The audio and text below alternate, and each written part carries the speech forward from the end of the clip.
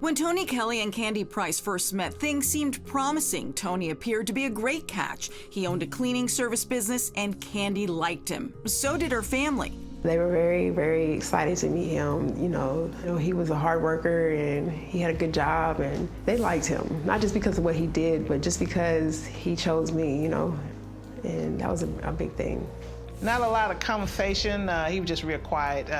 They were a happy couple. They fell in love and had 3 kids together. Things were working. But as we all know, things can change. I did not go to no hotel. But let me see the statement. Let me see the statement. So I never suspected anything wrong in the beginning. It wasn't until later on where things started changing and I started noticing things were wrong.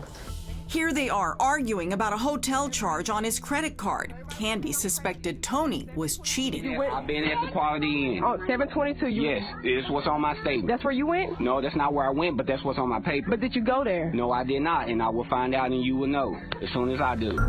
Candie says after their 3rd child was born, Tony started smoking a lot of marijuana and spending more time outside the house. Fishing, he said, at night. Her gut told her something was way off. A little everything, a little lying, a little ignoring, a little cheating, a little being somewhere you're not supposed to be, probably. That always was in the back of my mind. You don't have to go fishing way late at night. You know what I mean? That's just ridiculous. Like, who does that? You can't even see. Fights led to breakups, and family members tried to keep the two apart. But they would always get back together. Then 7 years ago, they finally called it quits for good, sharing co-parenting duties, which is where the problem started late one May night. Candie left their 1- and 3-year-old children with Tony. When she returned to pick them up, she was not happy. Their Pampers were filled up, both of them. And I'm like, what the heck? You know, like, why are they dirty like this? And I'm fussing at him, and I'm like, these kids are dirty, this is unacceptable. And so he ends up beating me up because I said that. And with that, an argument turns chaotic. A stranger witnessing the whole thing. And this guy sees that I'm distraught right now. And he was like, you know, is everything all right? And I'm like, no, everything's not all right. I'm explaining to him what's going on and everything. And he said, I'm calling the police. By the time police arrive, the couple is gone. Tony has taken Candie and the kids to a storage facility where he keeps his RV. He forces them inside, and as he drives away, a panicked Candie lies and tells him she's pregnant with his child. What happens next shocks her. I had no idea he was this angry. Like, he pulls out a gun. He shot at me, but for some reason, like, I turned like, no, don't shoot me, and then it just grazed my back. Tony threatens to kill Candie, then himself. They struggle over his gun. Now he's infuriated, all the while their babies are watching the drama unfold. This is real. Like, this is something's about to happen. You know, he's gonna either just kill me right here or whatever. But he ended up pulling out these zip ties, and he ties me up, and then he gets this tape out, this duct tape, and he tapes up my face. Tony jumps behind the wheel and speeds away, Candie desperately trying to attract attention. I'm throwing things out the window, you know, trying to get the people attention to call the cops, you know, so we get pulled over, and they're not doing anything. She's got to do something when Tony slows down to yield to another car. Candie manages to escape the RV, running into an apartment complex where a stranger offers to help her. But then Tony, he caught up with me, and he pulls the gun out, and he was like, you want to lose your life? He's talking straight to that man, and he's like, no, I don't, you know, I thought it was my daughter. As Tony drags Candie back to the RV, he shoots her in the leg, right in front of the witness. Back in the vehicle, she asks Tony for a favor. I said, I need to make a call to my mom before you kill me.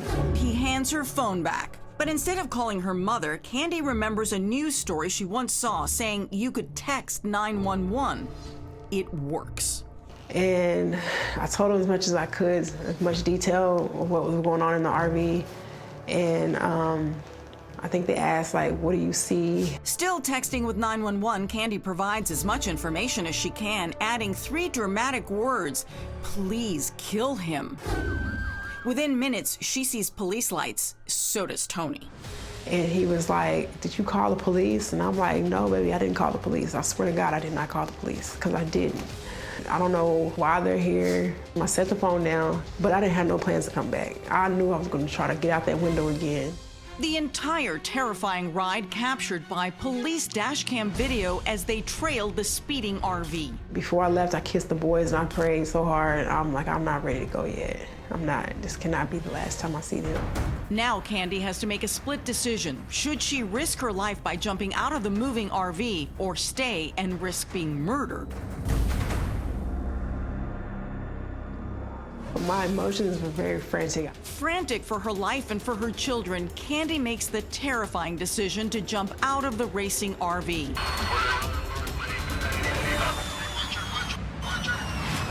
I made it out of there.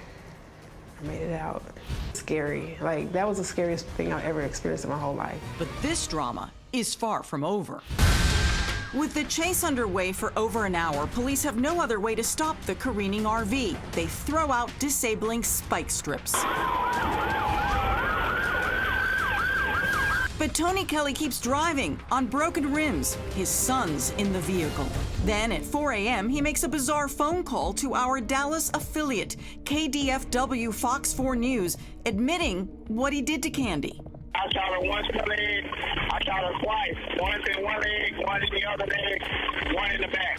The first text messages for help started just after 2:30 Thursday morning, saying, "What's your address?" The victim, we now know to be 33-year-old Candie Price, responded, 30 westbound in an RV. His name is Tony Kelly. Finally, the RV comes to a stop in Arlington, Texas. The tires begin to spark, then flame. It's on fire in the engine compartment, so we were getting kind of nervous because the kids were still in there. And Deputy Hampton, he got on the PA system. Suddenly the door opens up and you see a toddler pretty much just get dropped out. Without hesitation, Caddo Mills officer Alfonso Olivo, a father of 6, springs into action. Come here! Come here, kids! Come here! 4120, we got the kids. Vehicle's on fire. Subject still in the vehicle. I guess you can say all training went out the window, and just the parent instinct in me took over, and I rushed up there, grabbed both children, and made my way to the closest guardrail to get back behind the vehicles for cover. By now, the RV is a raging inferno, with Tony Kelly still inside. As police tend to the kids, a single gunshot rings out. You can hear Officer Olivo's reaction on police body cam. That was a shot. Did you hear it? Yeah. That was a shot.